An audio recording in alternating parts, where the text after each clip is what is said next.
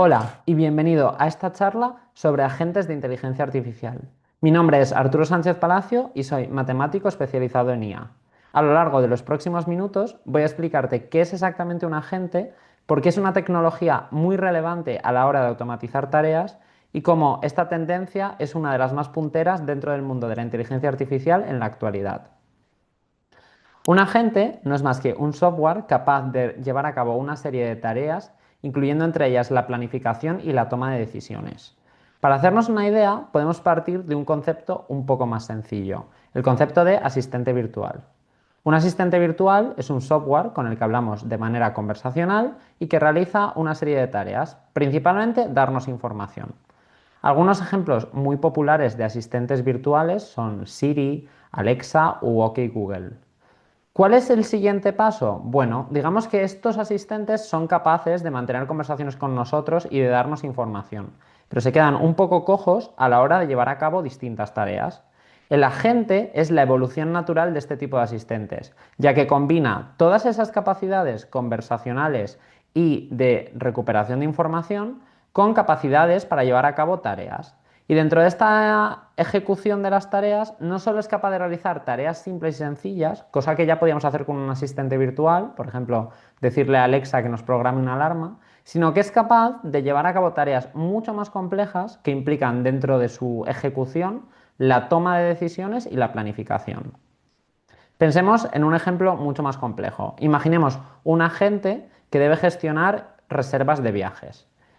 En este caso, si por ejemplo le decimos a nuestra agente, quiero que me reserves unas vacaciones de 5 días en un destino concreto, pongamos Nueva York y con un presupuesto X, el agente va a tener que modular muchas más variables que simplemente realizar una tarea. Va a tener que buscar nuestros billetes de avión para viajar hasta allí, va a tener que buscar distintas opciones de alojamiento y luego va a tener que hacer una combinatoria entre ellas para poder mantenerse dentro del presupuesto que le hemos ofrecido. Esta tarea además es relativamente sencilla, podríamos añadir muchas más especificidades. Por ejemplo, si el tiempo que va a hacer es bueno, quiero un alojamiento exterior, mientras que si el tiempo que va a hacer es malo, no me importa que las vistas de mi alojamiento sean interiores. O otra serie de condiciones que implicaría el uso de un mayor número de herramientas. Por ejemplo, una API para saber qué tiempo va a hacer, una información muy detallada dentro de nuestras reservas, etcétera. En este sentido, los agentes son capaces de entender que este tipo de tareas requieren una mayor planificación e incluso trocear la tarea en pequeñas fases, buscar vuelos, buscar alojamiento, cotejar con el tiempo, etcétera, y ser capaces de organizar toda esa información y devolvernos una respuesta satisfactoria. A continuación, vamos a ver un poco la comparativa entre este paso previo, que son los asistentes virtuales que ya todos conocemos, y los agentes. Cuando trabajamos con un asistente, lo que buscamos es una ayuda al usuario a completar una tarea, es decir, es una especie de herramienta de apoyo. Sin embargo, los agentes son una herramienta de delegación, es decir, el agente va a realizar por sí solo una o varias tareas sin necesidad de que nosotros le estemos guiando. Esto afecta en gran parte al modo de trabajo. Es decir, en un asistente vamos a trabajar con solicitudes explícitas, por ejemplo, lo que hablábamos de Alexa, pon una alarma a esta hora, frente a un agente que va a decidir y ejecutar los pasos necesarios para avanzar. Por ejemplo, una vez que le hablamos de nuestra reserva de viaje, consultar las distintas APIs con información de los vuelos y precios o de los alojamientos y precios. Esto se traduce a que un asistente tiene una autonomía bastante baja frente a un agente que tiene una autonomía bastante alta. Una de las claves para esta autonomía, y que ya hemos mencionado varias veces a lo largo de la charla, es la planificación. Los asistentes solo son capaces de seguir instrucciones paso a paso. Sin embargo, una de las partes clave de un agente es que es capaz de elaborar y adaptar un plan a medida que va trabajando. Es decir, cuando recibe nuestra petición, elabora una serie de subtareas que debe abordar y además, según cómo se vaya desarrollando ese flujo de trabajo, es capaz de replanificar.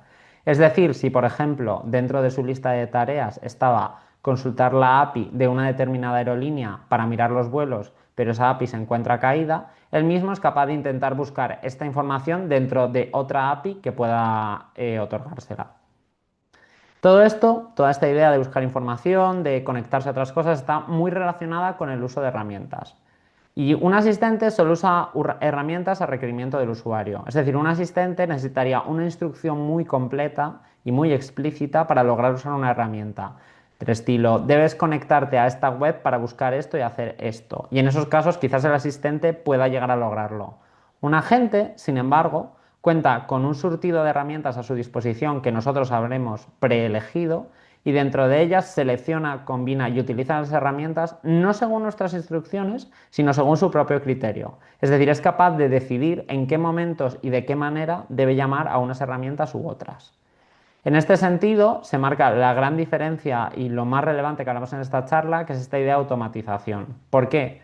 Porque los asistentes requieren una supervisión humana frecuente y cercana. Es decir, prácticamente todo lo que nos vayan devolviendo debe ser utilizado por nosotros para desencadenar otras acciones.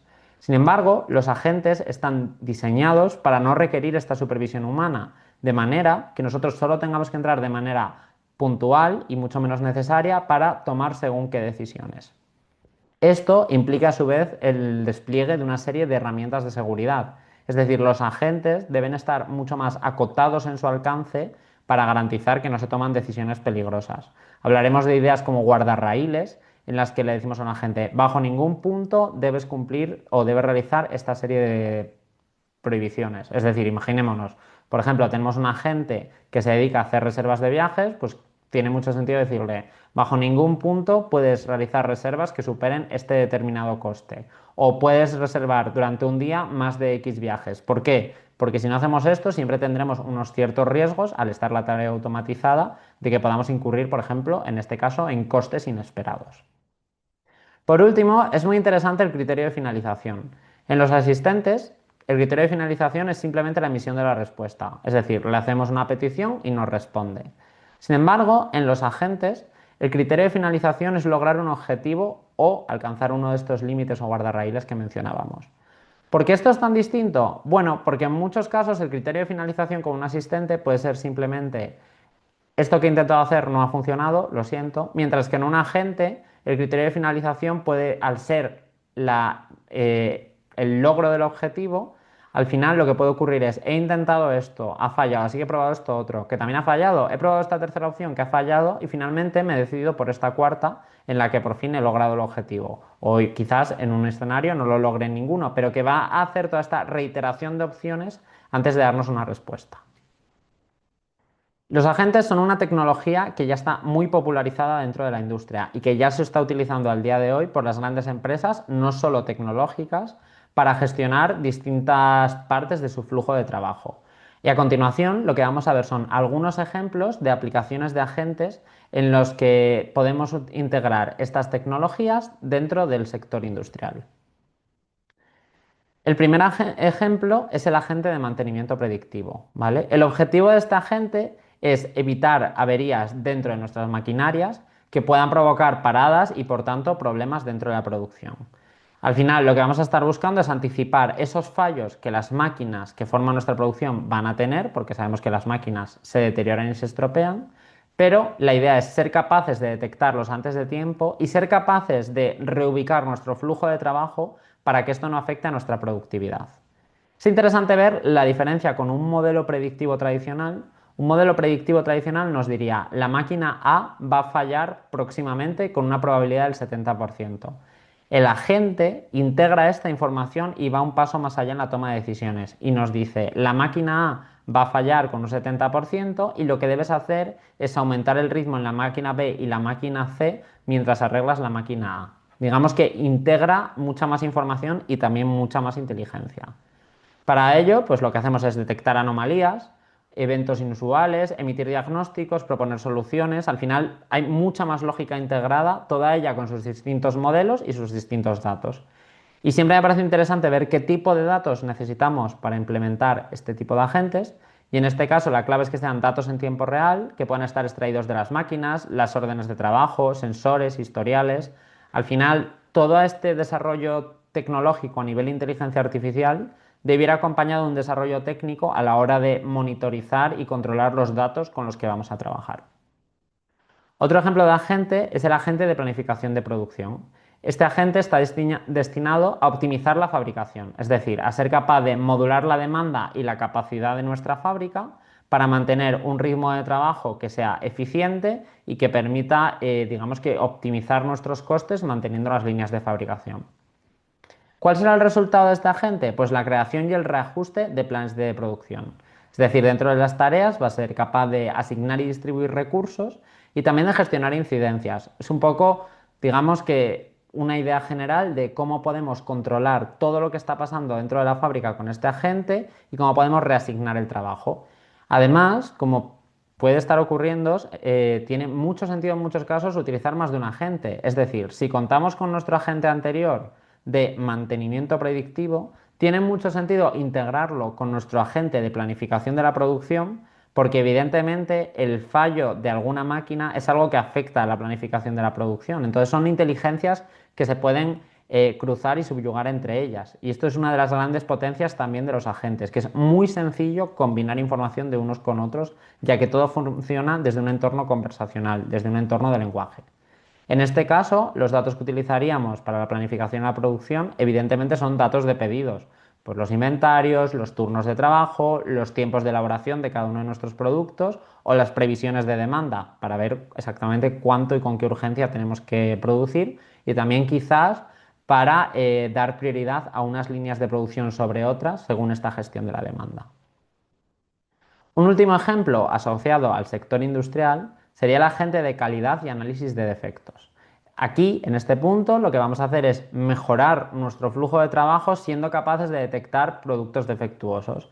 Es decir, durante la producción y ya antes de llegar a un control de calidad estricto, ser capaces de detectar aquellas unidades que no cumplen estos estándares de calidad para o bien repararlas si es posible o bien descartarlas lo antes posible y no tener, digamos, descuadres en el inventario en los que pensamos que hemos producido 1000 unidades, pero realmente ha habido un fallo en una máquina, 400 de ellas no son válidas y en el fondo solo tenemos 600 unidades correctas producidas, ¿vale? Dentro de las tareas de este agente, pues estaría la inspección y la clasificación de estos productos. Y entre sus capacidades, pues hablaríamos, por ejemplo, de bloquear lotes que detecta que están defectuosos o incluso de investigar las causas de las que se deriva el defecto. Es decir, quizás podemos clasificar esos defectos y ver que si un patrón concreto de defectos se repite, esto se suele deber al fallo de X máquina. De nuevo, una vez más, insisto en esta idea de entrelazar los agentes, ya que esto también tendría mucho sentido tenerlo enlazado con nuestro agente de planificación de la producción, ya que nos permitiría saber en qué casos tenemos que replanificar porque está habiendo problemas de defectos y a la vez con el anterior para los problemas de las máquinas. En este caso, a la hora de detectar datos, lo que utilizaremos será, por ejemplo, imágenes a través de cámaras y otras mediciones y parámetros claves en el proceso de fabricación. Pues dependiendo de la fabricación del producto, quizás la temperatura, la humedad o otra serie de parámetros que pueden ser muy relevantes y que son muy personalizables dentro de cada producto. Una vez vistos estos ejemplos prácticos, sí que me gustaría hablar un poco también de los riesgos con los que nos vamos a encontrar cuando trabajamos con agentes de inteligencia artificial. Como mencionaba, a la hora de trabajar con agentes es muy importante tener en cuenta los riesgos inherentes a ellos. Y a mí me gusta señalar sobre todo tres líneas de riesgos o tres grandes factores de riesgo. El primero son las acciones irreversibles. Y es que en muchas ocasiones nuestros agentes van a llevar a cabo decisiones o acciones que no van a poder ser corregibles a futuro. ¿Esto qué quiere decir? Si yo, por ejemplo, tengo un agente destinado a compras, las compras que realice, una vez estén pagadas, ya no las voy a poder devolver. Por lo cual es importante definir estos guardarraíles que mencionábamos al principio de la charla y que digamos que capen hasta cierto punto las capacidades de la gente o que marquen ciertas líneas rojas que la gente nunca debe cruzar. Esto nos garantizará seguridad y tranquilidad a la hora de trabajar con ellos. La segunda pata que me gusta mencionar y que está muy relacionada con estos es el exceso de permisos. Es decir, lo cierto es que para las acciones que vayan a ser irreversibles deberíamos tener unos permisos muy limitados. Es importante que la gente tenga única y exclusivamente permiso para acceder a aquello a lo que debe acceder. Me explico, si yo tengo un agente que trabaja con información dentro de mi empresa, tiene mucho sentido que la gente, por ejemplo, si estamos en temas de producción, sea capaz de acceder a los inventarios, pero quizás no debería o no hay ningún motivo por el que tenga que tener permiso para revisar temas como cuadres fiscales, información de empleados, etcétera. En el caso de los agentes es mejor tener una visión más conservadora y restringir en gran medida los permisos y los accesos a los que puede optar este agente. Esto además, en gran parte, nos va a ayudar a corregir que esas acciones irreversibles ocurran en lugares donde no deberían ocurrir. Y por último, y como ocurre con todas las herramientas de inteligencia artificial, ya sean modelos predictivos, asistentes virtuales o cualquier otra idea basada en esta tecnología, es muy importante entender que los agentes funcionarán tan bien como nuestros datos estén. Es decir, si nuestros datos son muy malos, las decisiones de la gente van a serlo. Pensemos en ese agente que hablábamos que controlaba la producción y la calidad de los productos. Si los sensores que yo utilizo para medir esos productos no dan buenas medidas o no funcionan, evidentemente la gente no va a poder tomar una buena decisión. Si yo le digo que un producto tiene que medir entre 1 y 1,5 cm y mi sensor no tiene una precisión suficiente y a veces dice que mide 5 centímetros y a veces dice que mide centímetro o medio centímetro, pues ahí el agente no va a poder tomar bien esa decisión y va a llevar a errores. Por eso es muy importante que antes de que nos pongamos a trabajar con este tipo de herramientas y a desplegar este tipo de tecnologías, hagamos una auditoría muy clara de nuestro dato, tengamos clara la calidad del dato y en caso de no ser suficiente, es muy importante que hagamos un ejercicio para mejorar ese dato, para refinarlo y para garantizar su corrección, ya que sin un buen dato jamás tendremos una buena herramienta de inteligencia artificial. Con estas ideas me gustaría cerrar esta charla en la que hemos visto un poco la importancia de los agentes y cómo son una herramienta que ya se está utilizando en el sector y que tiene una gran aplicabilidad dentro del mundo industrial.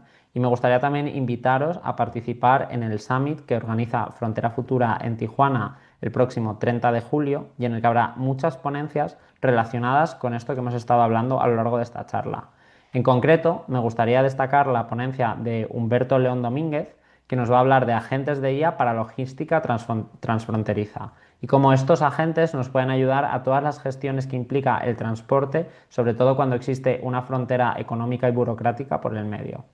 También contamos con el taller Escalar sin perder el control de Andrés Wong y Josué Madera, que básicamente nos va a hablar de esta idea de hasta qué punto debe el agente tomar las decisiones y hasta qué punto el humano debe entrar a restringir según qué decisiones, a tener la última palabra según qué acciones, etc. Y por último, Gabriela Pino García nos va a hablar de gobernanza de IA y al final va a poder responder a preguntas como ¿quién firma cuando la gente se equivoca? Es decir, cuando mi agente tome malas decisiones, ¿quién se va a responsabilizar de esas malas decisiones? ¿La empresa, el desarrollador, el departamento de tecnología? Muchas gracias por vuestra atención y nos vemos en futuras charlas de Frontera Futura.